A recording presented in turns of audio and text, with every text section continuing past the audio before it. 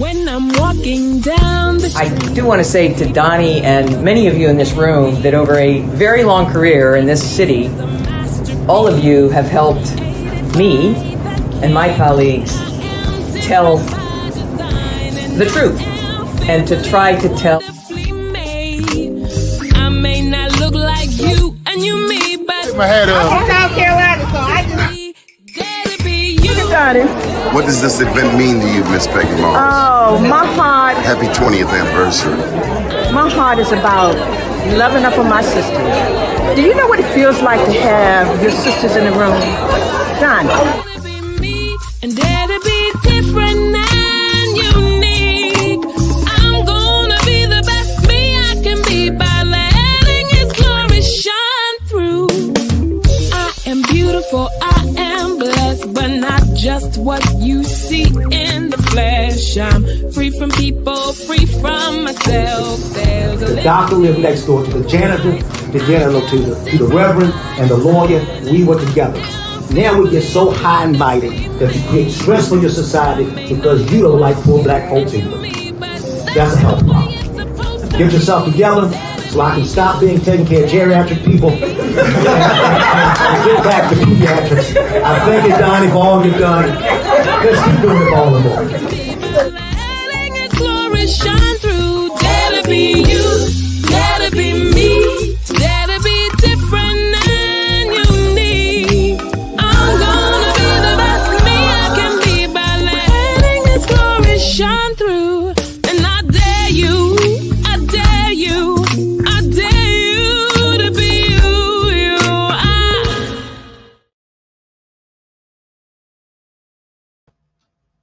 First name's Doni, last name's Glover, in it to win it for the long haul, baby. Okay, today we have this is a very special show today.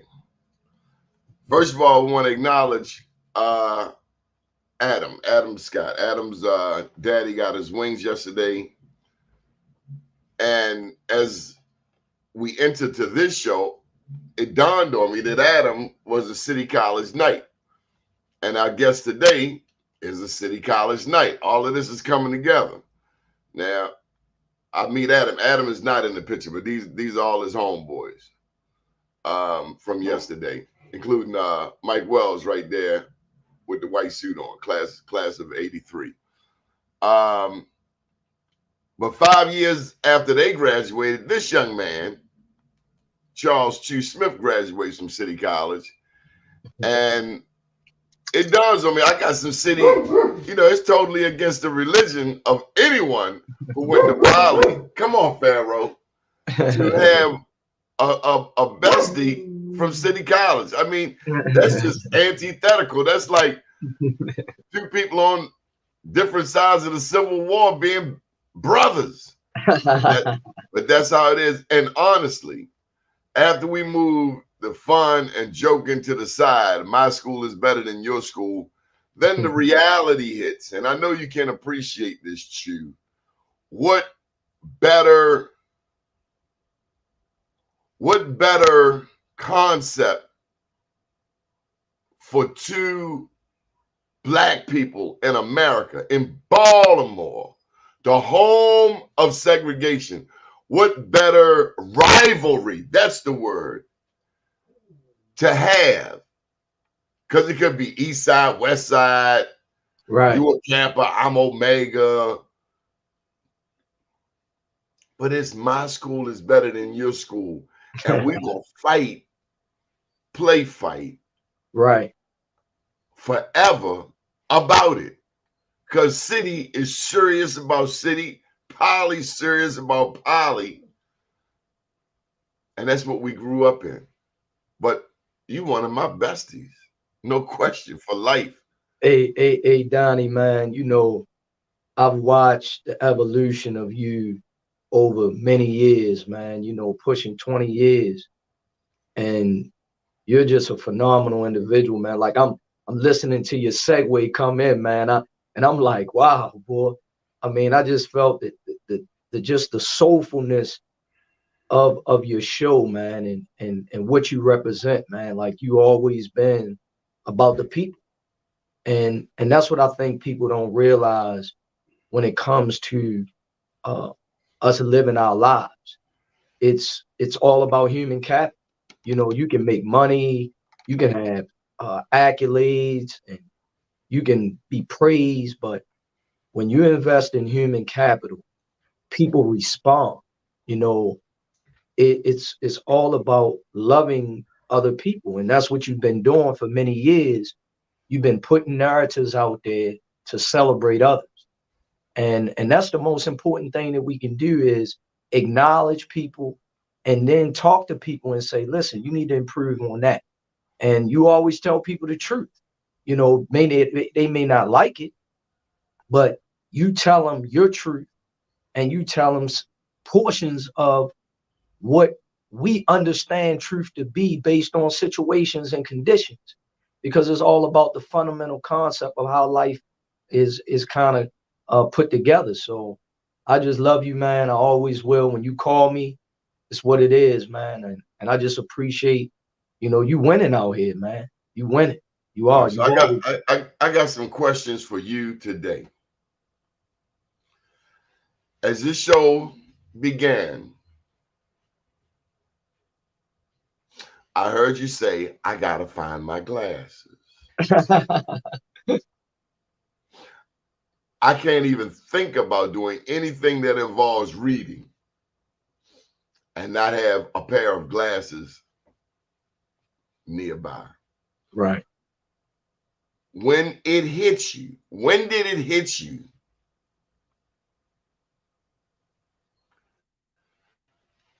that you are getting older? Wow. You know, the most amazing thing, man, is when I start reminiscing, because that's when I knew I was getting old.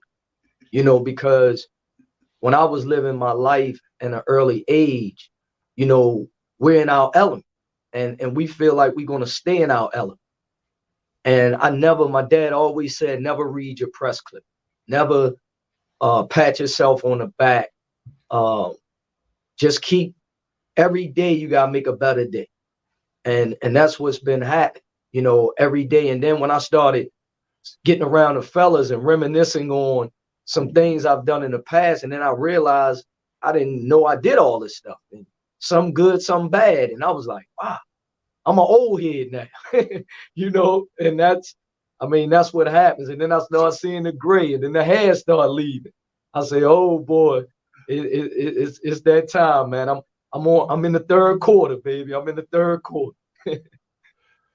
Is that the name of the next book? Uh-oh.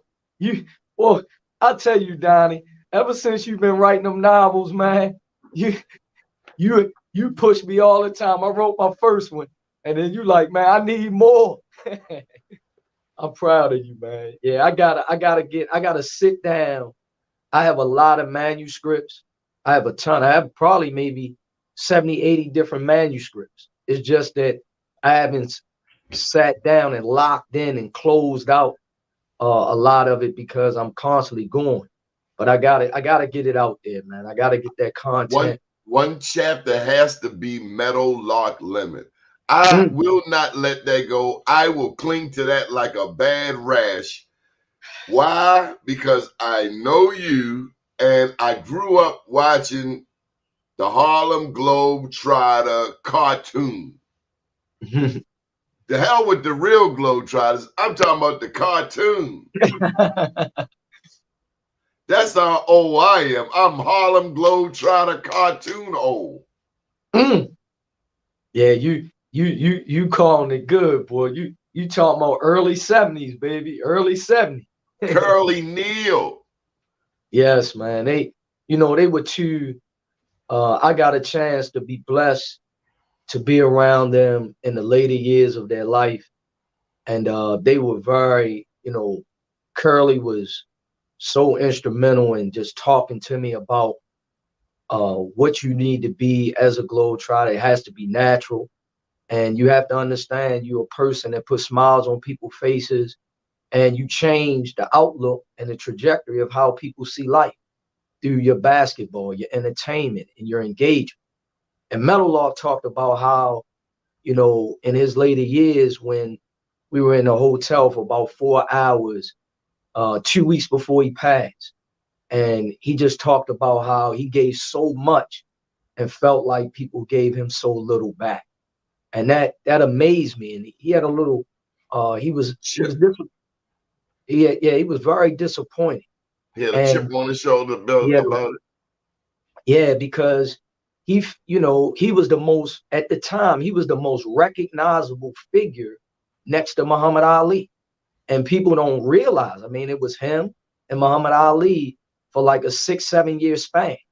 And it hurt him because he didn't feel like he got those flowers like he wanted to. And when we talked, I said, listen, please, man, allow me to resurrect that, and let's forgive people, and let's honor your life, and let's build on your legacy and your greatness, because you represented family, you represented peace, you represented love, and we got to get that back. And because you represented that, let's not get older and be mad. And he trusted me with that, Donnie, and I hold on to that daily, because that's what his legacy is, and he was the foundation of me. So that's what the work is, to carry that out with love, being empathy and grace, and just probably trying to encourage people to do better with each other. And that's what he represented, and that's what I learned most by him. Now, he was born April 25th, 1932 in Wilmington, North Carolina. Yeah. And he went home 2 days after Christmas, the same year, Freddie Gray, 2015, in Scottsdale, Arizona. Weren't you in Scottsdale? Yeah. You went to see him, right? Yeah, we did an event, and it was just awesome, man. Me and Hollywood Brown, and he just was so peaceful, man, and it seemed like he was going to live until he was 100 years old, because he had all his faculties. He was sharp. He was seasoned. He still could handle the ball. I mean, he was phenomenal, man. He just has Y'all this. had a basketball? Yes. We did. I guess that's a dumb question. Yeah, we did some tricks, and then we put him. Me and Hollywood was doing the tricks, and then we put him in there, and he did his thing, and it was touching, man. I got a chance to do that with him and Kurt. Video? Yep, I gotta pull that up. I gotta pull that video. You do. Yes, so, I gotta send that to you. So look, you talk about these names that the rest of us have only seen on TV. And if anybody is watching, is confused, I am a witness. The day you had me hanging out with you at the new African American Museum in DC, I watched those cats revere you, my homeboy. Choo. I'm like, they calling you as if you running the ball up the court as a point guard, and you were. It was just a different kind of a ball. You were running the organization up the court. Donnie, I tell you, man, my life has been a real roller coaster, and it has its peaks and valleys. And I told my dad the other day, I said, Dad, thank you, man, for raising me and providing me with some clairvoyance. Good morning. And I said, Dad, you gave me the greatest gift. And that's the gift of listening. And that's the gift of putting people first, and just having an understanding and being true to what the relationship entails. So I've been able to play the game. Those Globetrotters and NBA guys, they played it at a whole, they were a lot of great players that probably was better than me on the court. But I prided myself to be, you're not going to outwork me. You're not going to outthink me. And the more importantly, you're going to know that I was a great teammate. And I'm willing to carry the water. I'm willing to do whatever it takes for us to evolve and win. If I got to take the charge, if I got to guard the guy 30 minutes and not take a shot, whatever that is, that's what I pride myself on. So those guys knew that and understand that. And even today, Donnie, you know, I'm the chairman of the NBA retired players. And I talk to Dave Bing almost every day. I talk to Oscar. I talk to Dave Cowens, Isaiah Thomas, Sean Marion is my vice chair, and me and him like this. Sam Perkins was my treasurer. We like this, and it's just a love that people know when you're being true and you want them to win. They ultimately give you that same kind of love, man. And I just thank God that my parents put me in a position to be selfless. And that's what happens. You know, you don't have to be at the forefront, push everybody else up, and then they'll ultimately push you up. And that's what I try to tell these kids. All right, I got a haymaker question for you. This is a straight Baker and Fulton question. Somebody gonna leave, and I don't mean you, but somebody out there might leave with a busted lip. But I gotta ask you this question. How are we doing in Baltimore? Wow.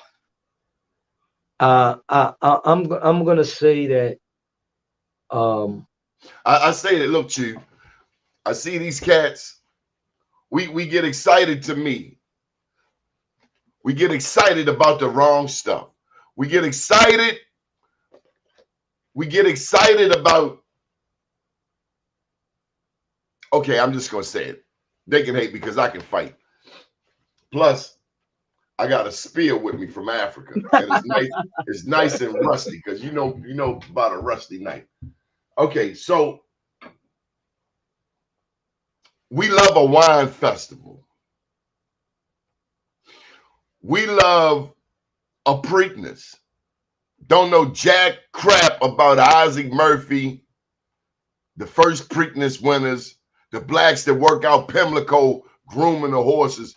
All we know is about a black-eyed Susan and a seersucker suit and in some dirty infield while the millionaires over there with the multi-million-dollar horse. They give us an Afram out at Druid Hill Park with the monkeys. They give us a John Eager Howard wreck that's rebuilt in the Dorothy Height that the kids in the neighborhood don't even go to. When John Eager Howard used to be the best hope on the west side of even touching them cats over at Lafayette. Our priorities are whacked. We can ride a dirt bike up the street with one hand turning around backwards, but we can't sit in the college classroom. That is until we get over to the jail.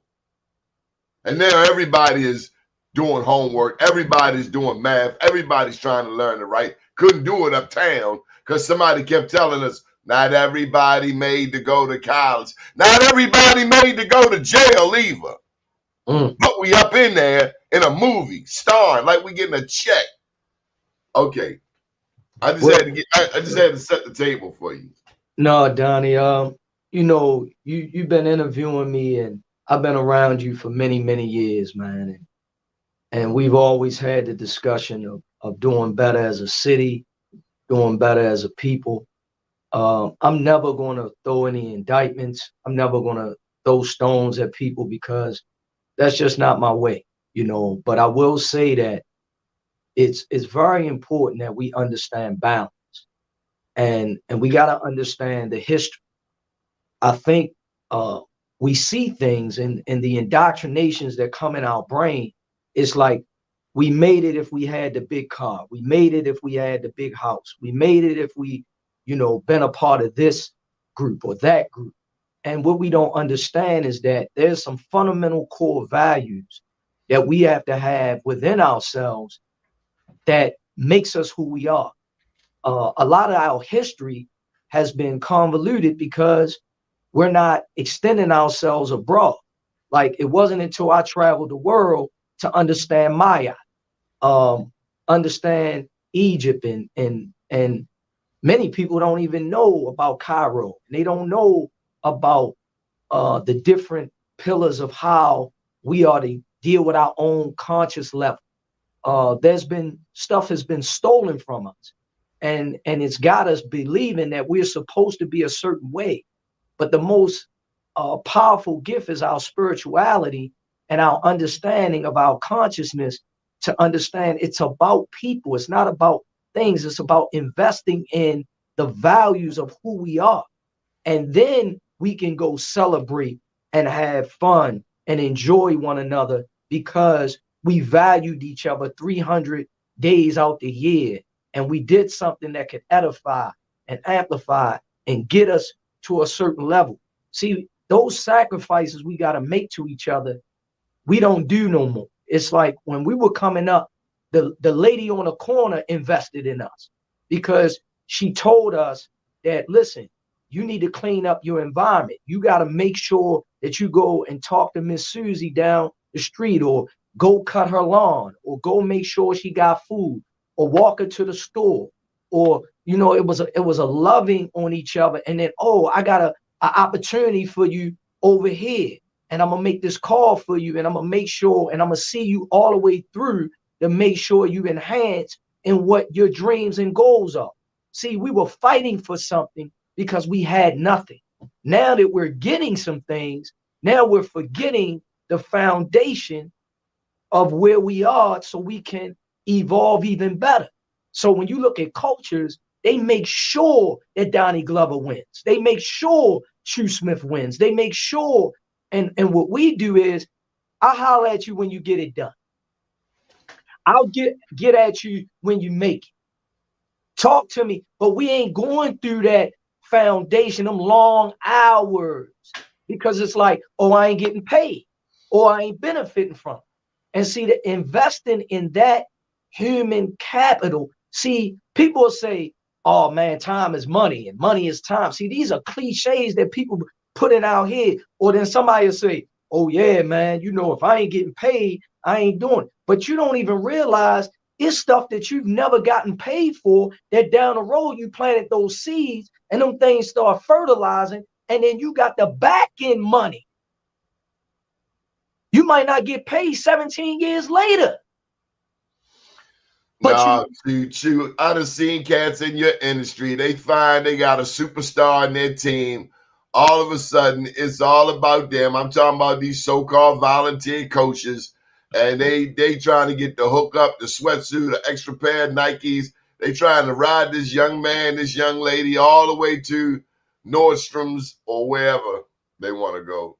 I done seen them, Choo, and Yeah, I've seen you not really hang around them kind of people. If, as a matter of fact, if anything, I've seen you try to uplift their thinking. Like, if you're gonna be over here helping these people, you got to be genuinely about helping these kids. Like when I first met you, how that mom talked about how you saved her son's life because they had a brother that got killed. Yeah, I mean, Donnie, come on, man. Like, we grew up in that lady looked at you as her lifeline, and the little brother was able to look up at the big brother. And I pray that story continues in its positivity as it did back then. But that lady, thank God for you. We were out on his mills. But Donnie, you got to understand, man, you know, and I know, you know, you can always see people for who they are based on what they come out their mouth and say, how they go about certain things. You know, I grew up in that smoke, man. I mean, I got beat up.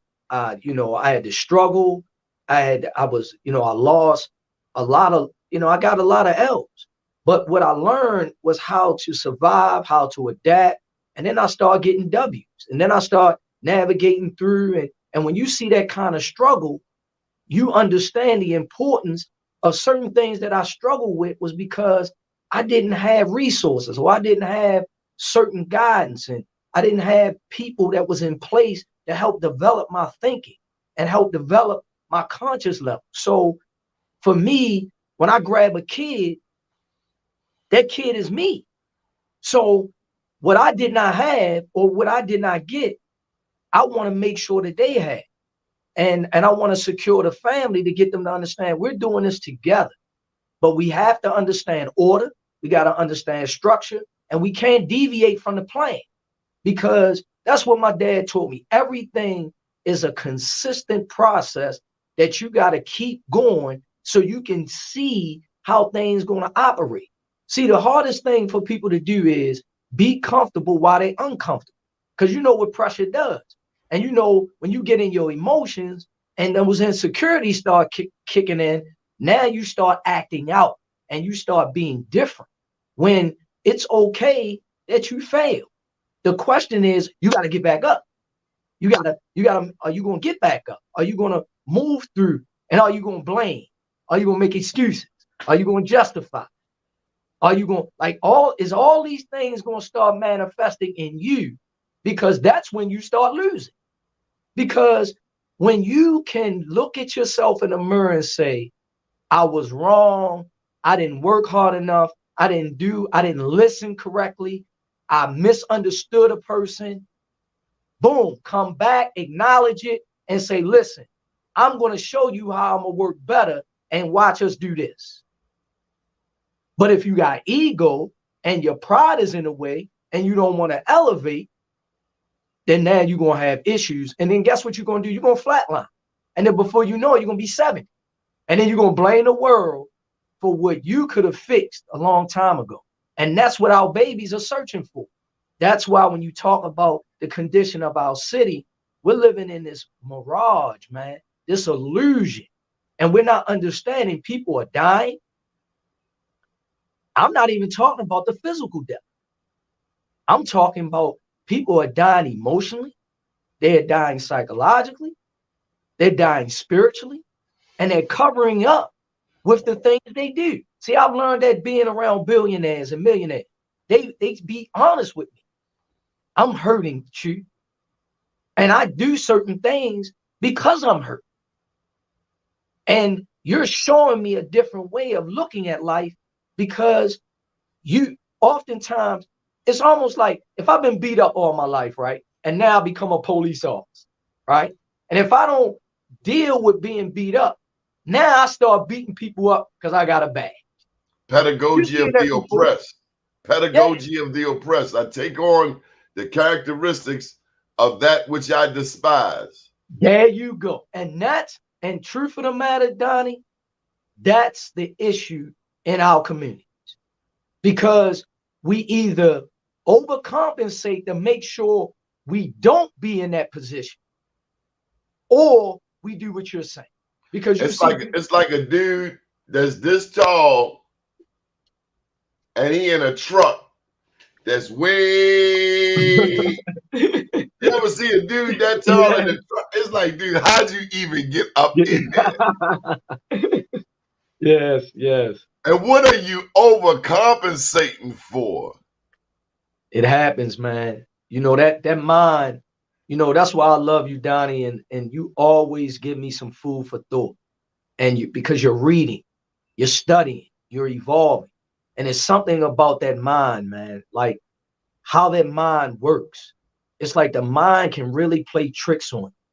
And whatever things that hurt you, or you had some kind of trauma, the sensitivity of that affects you with things that you could ultimately elevate it. But what happens is that mind, it plays on you. That's why I always tell people, please read this book. And I got to put this out. This book, you have to read it and you have to study it. It's called The 4 Agreements. Be impeccable with your word.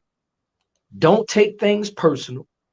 Don't make assumptions, and always do your best, by Miguel Ruiz. Please read that, y'all, because that read is one of the most powerful reads, because it gives you balance and gets you to understand who you are and how you can navigate through life. Because people be tripping, Donnie. You know, folks be mad about something and it has nothing to do with you, and they take it out on you. And they don't even realize that they're affecting a powerful relationship that could be beneficial to them. And it's just important, man. And I always say to my kids, like, why you assume? See, the thing that I try to pride myself in, I need to know, not possibilities, not maybes. I need to know. If you don't mess with me, tell me right now. If you're not going to do it, tell me right now. Don't put me in that gray area. Now, we all make mistakes. Things happen, things of that. But don't have me all on this roller coaster race, because I'm adjusting my way of dealing with you based on how you teach me to deal with you. Because that's the ultimate thing. I'm going to teach you how to deal with it. And, you know, respect is earned. It ain't given. And these are things that I think is very important. And that's what is about your show that's so powerful, because it's informative, and it's about the culture, and it's about the knowledge, it's about the spirit in which we do things. And the last thing, Donnie, is being held accountable, man. We do not want to be held accountable as individuals. Soon as I challenge your accountability, you badmouth me, you talk bad about me, and then you go, instead of like, take the time to hear what that person said.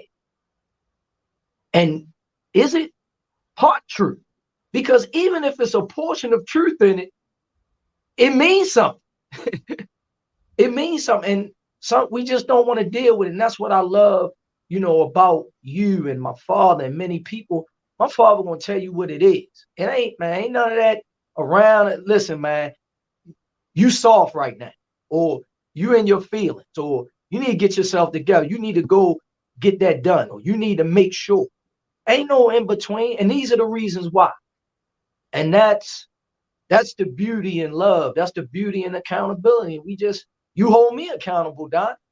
You know that you do. And I admire that. And don't stop doing that, because we gotta stay sharp on our grind, because we gotta leave it back where it's in good hands for the next generation. Choo, we are midway through, and I thank you for taking time out today to come and catch up, to share some things. Today is May 29th. My mother's birthday, by the way. Happy birthday. Yeah. Happy birthday, moms. Yeah. And we know that you and Dad, you've been taking care of her. So, Choo, May is Mental Health Awareness Month. Yep. And so when we look around Baltimore, it all boils down to the mental health. Yep. The perks, the dope, the crystal meth, the cocaine, the liquor stores, the Newports. We grew up in a city where they would kill you for a Coach's jacket or lambskin. Yep. That was back in the 80s. You 5 years young. You know about them lammies. I remember I came back to Baltimore. I bought me this leather in Atlanta from Tannery West. And nobody in Baltimore had anything like it. It was like $500 leather.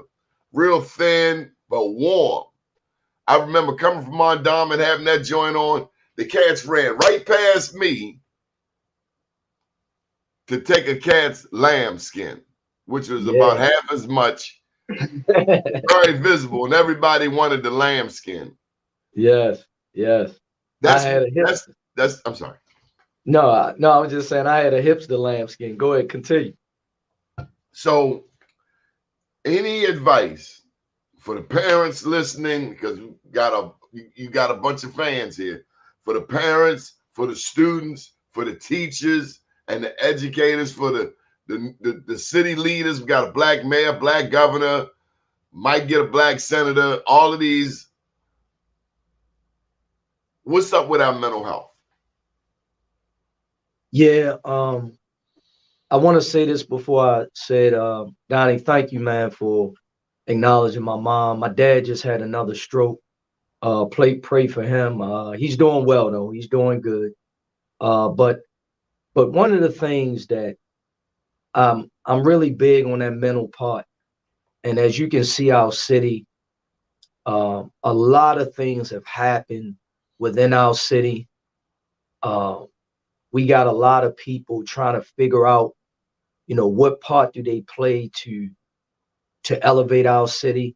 I believe that especially politicians, when they come in, I believe that their heart is in the right place all the time. I do believe that. I think what happens a lot of times is you come in with a plan, with an agenda, and then you have to adjust yourself to others that have their own plan and their own agenda. And what happens is you have to compromise, or you have to get together and collaborate and figure out what's the best thing for the people of our city. And I think that's challenging when the core essence of what this city has been built on, as it relates to color, as it relates to economics, as it relates to the school system, as it relates to resources, businesses, you name it. What are we coming together on? And what is the mental psyche of how we are to see the growth in each other? Like, we have to develop certain areas of things that I think has been challenging to develop. Like, we got to meet people spot on. I think a lot of times the world is moving faster than what we're moving, because people are evolving. Like, when I go to different cities, different states, different countries, people are moving at this rate, and they're trusting, they're moving, they're growing, everything is happening for them. Where what happens with us, we're looking at each other a little different, and I remember her, I remember him, I remember what they did 4 years ago, I remember what this person did 7 years ago. They're gonna do the same thing, or it's the old boy network, or it's this. It's all this kind of negative, constant battle, when we got to spiritually come together and understand, like, what is the foundation, and what are the fundamental things that we need to address. And I just believe the most important thing that I've seen in my travels, and that's why I'm in it, is our youth. I believe that when you pour into the youth, it helps you understand the accountability because of the pure souls that you're pouring into. We indoctrinate their brains. So when we start affecting our children, mental health, mind, then what happens is we have to be stewards over what we've created. And then we got our own stuff that we're trying to overcome because of our past traumas. And we're collectively bringing all of that in, and then we're acting as if everything is okay when we come together with certain occasions, certain events. And I think we got to look at that. We got to dig deep. And I think in prayer, I'm praying for everybody. Like, part of this development we've been working on, when this starts to come through and it elevates, and we get the kids in there, we get the community, there's going to be a spirit in which we're doing these things. It's going to be a culture. And prayerfully, people can see this is how we should be doing everything that we do. And that's what I believe, Donnie. And that's why I'm a grind at it. And we right there. Everything is starting to happen and come full circle. But it took a long time. And you got to break through so much, man, because people are guarded. And people want to hold on to something that, truth of the matter, you got to look at yourself and say, what has really happened in the last 20 years of our city? Are we winning for real? Or is an individual benefiting, or two individuals, or three individuals? If the whole massive group of people are not benefiting, then we're losing. We're losing, because in this culture, they make sure 85 to 90% is winning. In this culture, they make sure 85 to 95% are winning. And they don't like each other either. But they know they have to get along. They know that they can never allow their ego to destroy the ecosystem. We have to create a pure, authentic, loving ecosystem. And that takes people getting away from everything else, take away all that negativity, and it's built on these four things to me, Don. We got to have happiness. We have to have peace. We have to have joy. And we have to have genuine, unconditional love for each other. And when we start giving that of ourselves, the mental health will change. That's what I believe.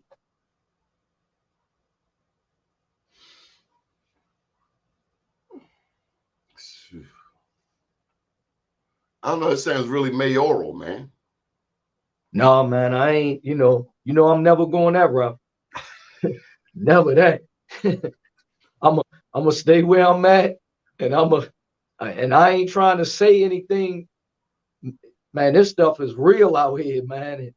And I'm not, I just want to get this stuff as best as can. And really, man, I'll tell you this, Donnie, and I haven't shared this to anybody, and I'll share it to you. Donnie, I've kind of really figured out this thing called life. And where I am today, I've done everything that I could imagine. I've been everywhere I could ever be, and I've seen almost everything that I could ever see. Right now, I just want to create that I keep speaking about this ecosystem. I want to create a spiritual environment. It's not about religion. It's not about, I'm just talking about a pure, genuine spirit of good, organic, genuine people that is helping others. And I'm going about my business now. In the next, I'm going to grind out probably another 3 to 5 years. And then I'm passing it on, man. And I just want to enjoy my kids, enjoy their life, help them with their situations. I know I'm gonna be called upon to do a lot of work, but because this is, people don't really care the way I think they should. We're very moody. We act in so many different pretentious ways. I look people in their eyes when I meet them, and I look at people in their eyes when I talk, and I even feel, and it makes me cringe, because when I meet somebody or I talk, I really love them, man. I've been in some squabbles, I've had some differences, but I don't hate, or I'm not mad at anybody. But I just feel that fake energy at times. I feel that pretentious way that we give off, and we claim, like people will say, man, I'm gonna get with you, Choo, or man, call me, or I want to help, or just say hello. Why say that? It's just stuff like that. Like, you don't have to say that to me, and people do that. I mean, all the time. And then they'll say, I love what you're doing. And you're a good man. But it's like, why, if that's the case, why are we not together? Because I invite, I'm open. I want to work, but I think sometimes people know that you can see them, and they don't want to deal with that part. And for me, I invite that, because you got to deal with the work, and then we attach ourselves to stuff that, we like drama, we like propaganda, we like storytelling. And for me, Donnie, I really, man, this stuff make you weary, man. It really does. And sometimes you work so hard, and I be wanting people to win, Donnie, like, and I'm saying to them, like, why are you taking this personal when I'm giving you something? Because I want you to win. Like, somebody give me something, and I know they mean well, I'm not gonna fight that. Man, you talk, and Lil you give Wayne me got, stuff. Go ahead. Lil Wayne got a song, and I will not tell you I'm the biggest Lil Wayne fan, but he has a song, and it's one of my favorite videos. The song is "How to Love." Mm. Mm. If you watch the video, it's this girl, young lady, about to get a pregnancy test, and she finds out that she has HIV. It's one of the most profound pieces of work that Lil Wayne has ever done. And I listen to the song from time to time as a reminder just of what you said. We're out here and we're feeding that ego with these things. We got to be at the Preakness. We got to be at this event. We got to be at that event. We got to be at this black tie thing, at this gala, at this. Got to be all of these places. We're everywhere but where we need to be. Like when I see you with CJ and your daughter. And when I see, after pouring into all of these other people's kids, you got to make sure you pour into CJ so that no matter what he thinks he sees, he know daddy love him. Most definitely, man. It's number one. Yeah. It's number one. I don't even man. know if that was a question, Choo. I just want to lift you up today. Thank you, man. I need that. I do, man. And that's, you know, part of the reason why I share so much, and part of the reason why I do these little lives and I do is because I have to renew myself. Every day, I'm not gonna lie to you, I don't know how to halfway anything. And I give so much because I'm passionate. And I know that opportunities are scarce. You know, people don't realize whenever you're given an opportunity to be in people's space, whenever you're given an opportunity to have anything that comes your way, you got to put your best foot forward and you got to be who you say you are. And I just value people, man. And I think I love people more than they realize, man, because when we go to funerals, I can't stand it, Don. It's not the fact that we lost a life. I love the life that person lived. The thing that hurt me more than anything is, did you, like, if you were close to that individual or you had some experience with that individual, did you give that person your all? That's the part. That's the part. Like, and then you come and you say these stories, and then it's like, come on, man, that's not real. And then don't insult or disrespect that life. And then I start looking at my life because I know one day God gonna take me home.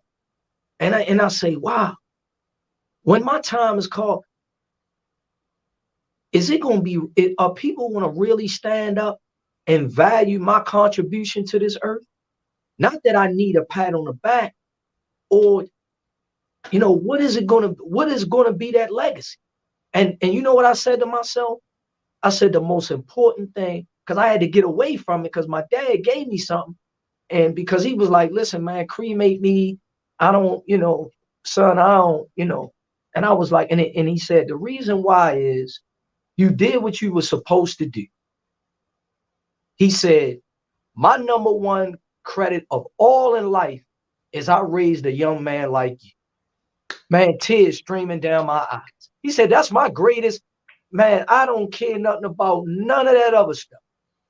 And it made me think of my 3 kids and you mentioned my son. The greatest gratitude and the honor for me is how my kids see me. And if nobody else see me that way, if they see me in that way, because if they don't see me, I'm dead. I'm dead, Dad. I'm dead. What's your daughter's name? Ayana and Layla. Ayana graduates this year. She's 17. My son is 15, CJ, and my daughter is 12. My youngest is Layla. She the boss. So we gonna lift your daughters up right now. This is Mental Health Awareness Month. Whether you know it or not, fatherhood is probably my favorite conversation.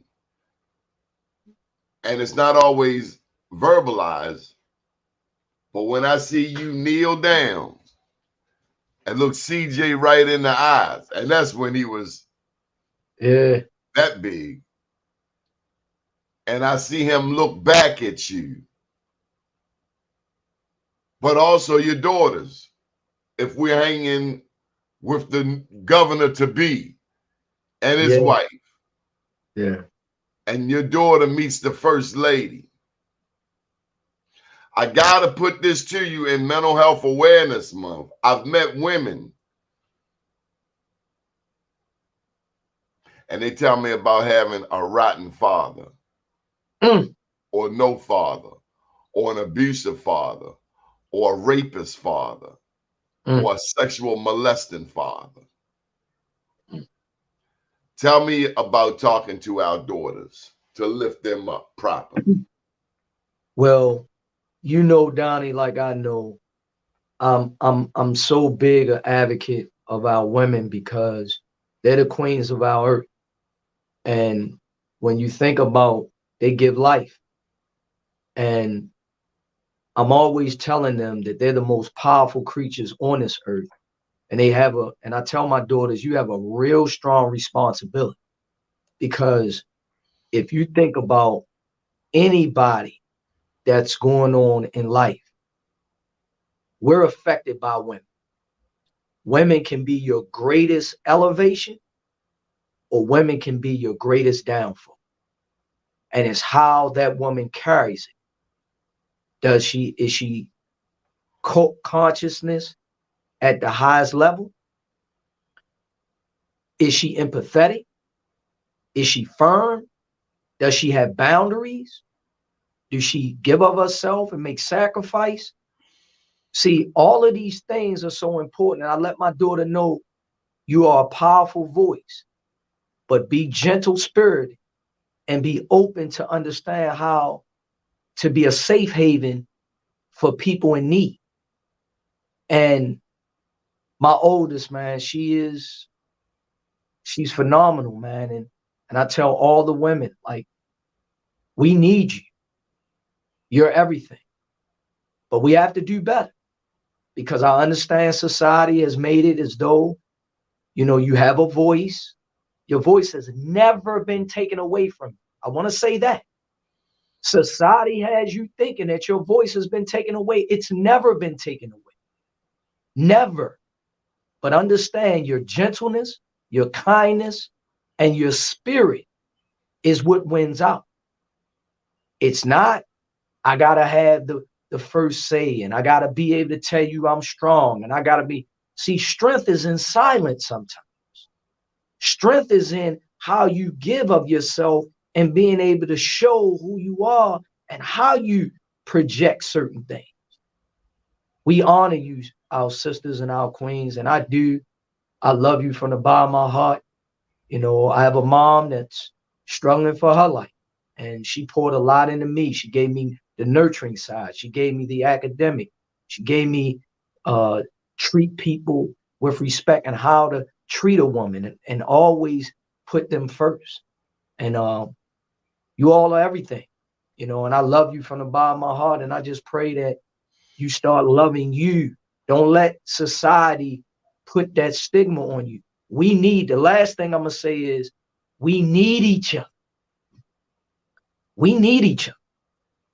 We have to do a better job of understanding you, and prayerfully you will have a better understanding of understanding us. And that will unify us as a people. So appreciate it. The website is chouyouth.com, choosmith.com. Which one we pushing today, Choo? If to learn more about me, the total me, you can push choosmith.com. But if you want to learn more about the organization and the work that we're doing, it's chouyouth.com. Yeah. So besides your mom and your daughters and your wife, I need you to lift up a woman. Now I'm a steal one. I'm playing dirty on you because this West Baltimore.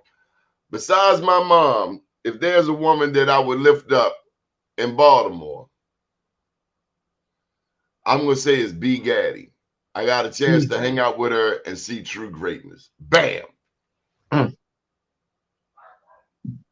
I'm gonna say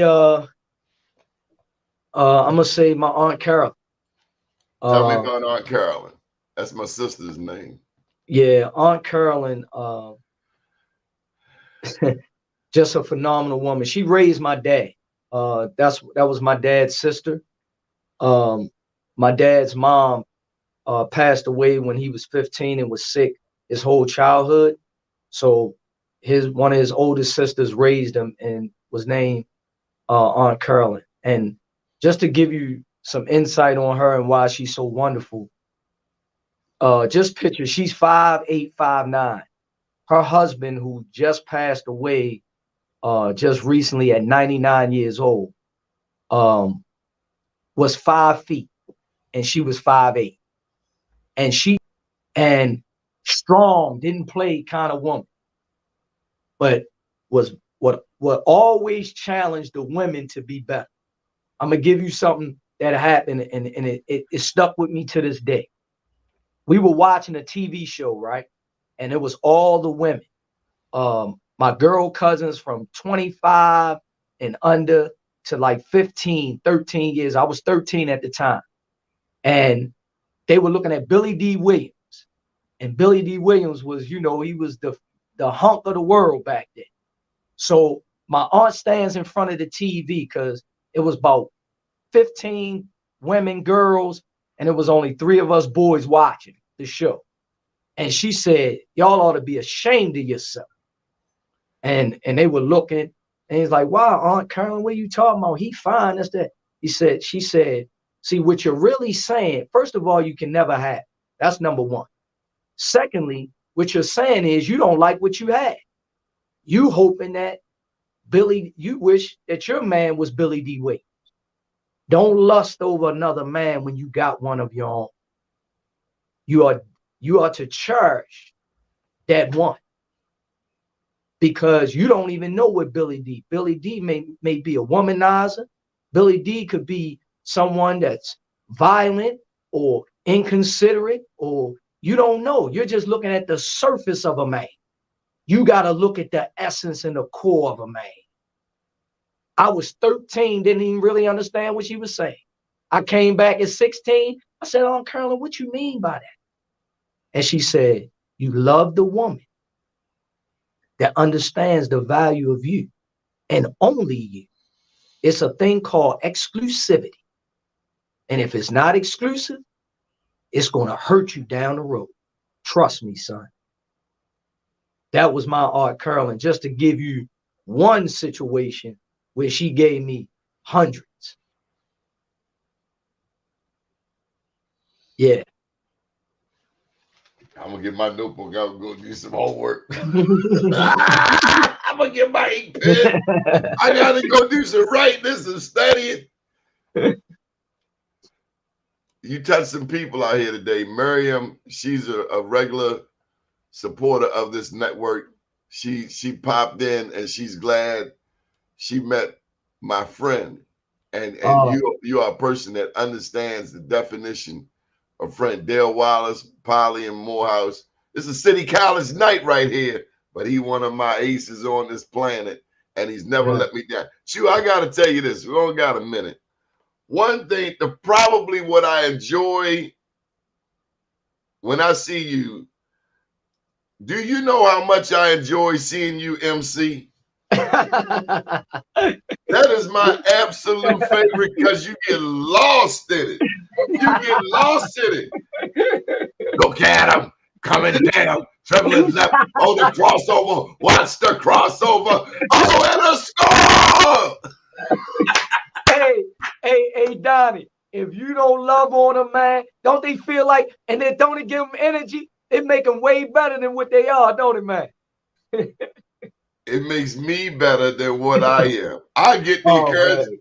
I wish I had a coach. And it dawned on me, sometimes we need a coach to show us, okay, we think we know basketball. Now, you're a pro. I'm talking about for us who have never been there. I remember watching Bob Wade go through the basics with the 83, the championship, the basics. like the foul line, like getting your feet set, how to bend your knees during the free throw, just the basics. And honestly, Choo, you have taken that and helped us all apply it to life. Man, I love you, man. Donnie, you know, that compliment, I just want to say to Miss Summers and everybody that came on, just thank you for sharing. Again, I appreciate each and every one of you. And again, I just try to do my best to give some insight. And when you have somebody like Donnie that you're following and that you're supporting, please keep him winning. We need him. He's a pillar. He's greatness. And we got to keep him going, keep him elevated, and keep him being able to put Baltimore in the light that we want it to be. We going to win, y'all. And thank you, Donnie. And I love you from the bottom of my heart, man. Thank you for having me. Keep praying for me. I pray for you all the time. You the best, my brother. You the best. I'm going to give you something that I've never done before. I'll say it right here. Maybe I should have looked at City College. Maybe. You funny, man. Thank you for being my friend, Choo. Thank you, man. Appreciate you. Love you, man. Have a great rest of the week. All right. Keep winning, baby. Yes, sir. Good morning, world. Yeah.